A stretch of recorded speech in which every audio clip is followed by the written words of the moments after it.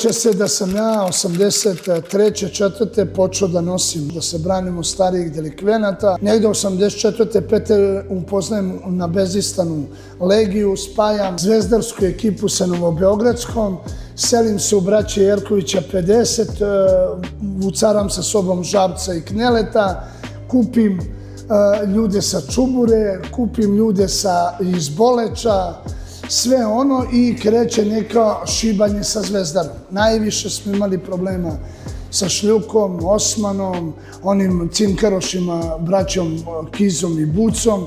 Tada nastaje kolaps, mnogo toga se izdešavalo i samim tim je nekako voždovačko-zvezdarska ekipa me je podigla, da kažem, uz propratna krila. Ali Voždovčani, a ja sam bio uvek zvezdarac, međutim, tata i mama su mi se doselili tamo.